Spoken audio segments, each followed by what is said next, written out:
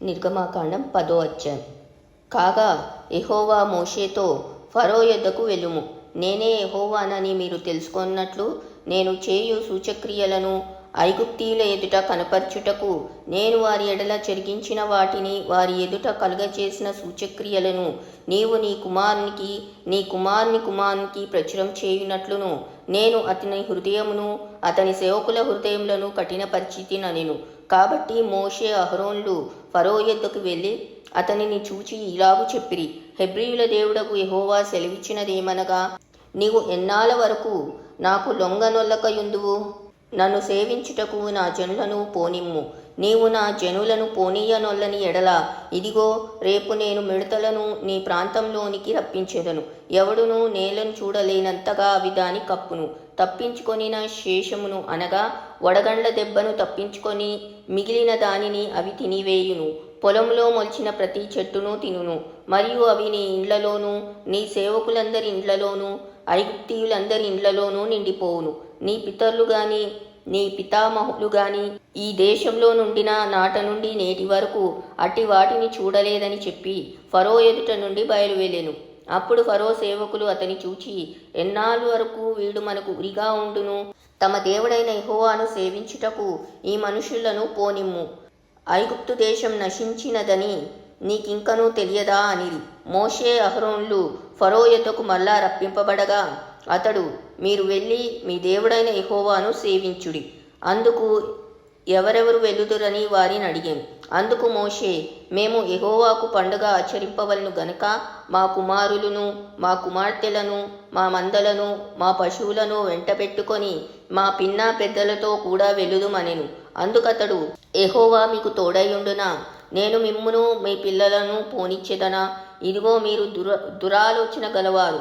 పురుషులైన మీరు మాత్రం వెళ్ళి యెహోవాను సేవించుడి. మీరు కోరినది అదే గదా అని వారితో అనగా ఫరో సముఖము నుండి వారు వెళ్ళగొట్టబడిరి. అప్పుడు యెహోవా మోషేతో, మిడతలు వచ్చినట్లు ఐగుప్తు దేశం మీద నీ చెయ్యి చాపుము.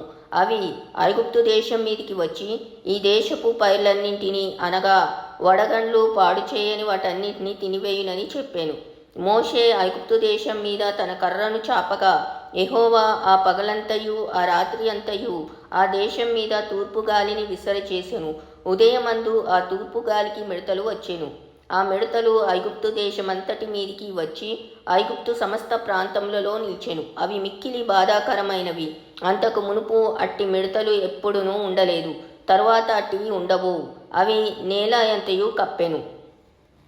ఆ దేశంన చీకటి కమ్మెను.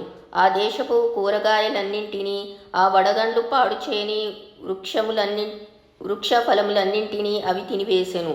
ఐగుప్తు దేశమంతటా చెట్లే గాని పొలంల కూరయే గాని పచ్చనిదేదియూ మిగిలి ఉండలేదు. కాబట్టి ఫరో మోషే అహరోనులను త్వరగా పిలిపించి, నేను మీ దేవుడైన యెహోవా ఎడలను మీ ఎడలను పాపం చేస్తిని. మీరు దయచేసి ఈసారి మాత్రమే నా పాపము క్షమించి నా మీద నుండి ఈ చావు మాత్రం తొలగించుమని మీ దేవుడైన యెహోవాను వేడుకొనుడనగా అతడు ఫరో యొద్ద నుండి బయలువెళ్ళి యెహోవాను వేడుకొనెను. అప్పుడు యెహోవా గాలిని త్రిప్పి మహాబలమైన పడమటి గాలిని విసరిచేయగా అది ఆ మిడతలను కొంచిపోయి ఎర్ర సముద్రంలో పడవేసెను. ఐగుప్తు సమస్త ప్రాంతములలో ఒక్క మిడత అయినను నిలువలేదు. అయినను యెహోవా ఫరో హృదయమును కఠినపరచెను. అతడు ఇశ్రాయేలీయులను పోనీయడాయెను. అందుకు యెహోవా మోషేతో, ఆకాశం వైపు నీ చెయ్యి చాపుము.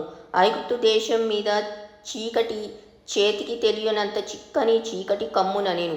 మోషే ఆకాశం వైపు తన చెయ్యి ఎత్తినప్పుడు ఐగుప్తు దేశమంతయు 3 దినములు గాఢాంధకారమాయెను. 3 దినములు ఒకనినొకడు కనుగొనలేక ఎవడునూ తానున్న చోటు నుండి లేవలేకపోయిను. అయినను ఇశ్రాయేలీయులందరికీ వారి నివాసములలో వెలుగుండెను. ఫరో మోషేను పిలిపించి, మీరు వెళ్ళి యెహోవాను సేవించుడి.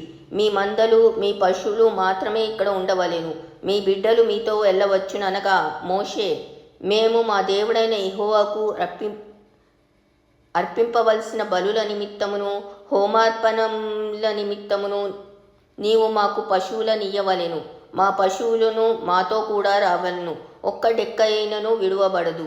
మా దేవుడైన యెహోవాను సేవించుటకు వాటిలో నుండి తీసుకొనవలను. మేము దేనితో యెహోవాను సేవింపవలెనో అక్కడ చేరక మునుపు మాకు తెలియదనెను. అయితే యెహోవా ఫరో హృదయంను కఠినపరపగా అతడు వారిని పోనీయనొల్లకయుండెను గనక ఫరో, నా ఎదుట నుండి పొమ్ము, భద్రము సుమి, నా ముఖము ఇకను చూడవద్దు, నీవు నా ముఖమును చూచు దినమున మరణమవుదు అని అతనితో చెప్పాను. అందుకు మోషే, నీవన్నది సరి, నేనికను నీ ముఖము చూడననెను.